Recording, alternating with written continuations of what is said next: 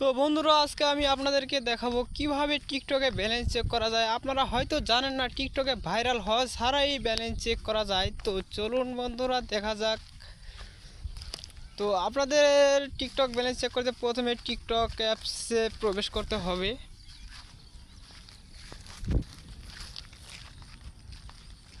তো আপনারা দেখতে পাচ্ছেন টিকটক দেখা যাচ্ছে। রাত পোহালে শুভ দিন, আমার প্রিয় নবীজির জন্মদিন।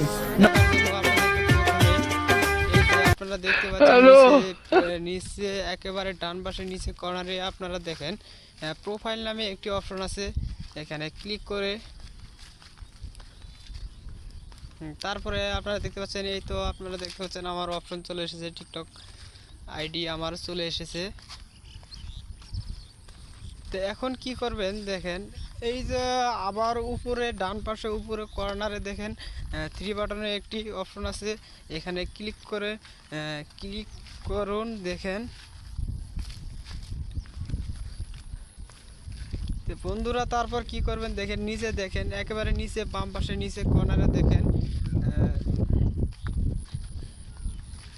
সেটিংস নামে একটি অপশন আছে। দেখেন সেটিংস, এখানে ক্লিক করুন। দেখেন এই তো আমি ক্লিক করছি। এরপর দেখেন আপনারা উপরে দেখেন অ্যাকাউন্টস নামে একটি অপশন আছে। তারপর আরেকটু উপরে টান দিয়ে দেখেন নিচে দেখেন ব্যালেন্স নামে একটি অপশন আছে। এখানে ক্লিক করুন।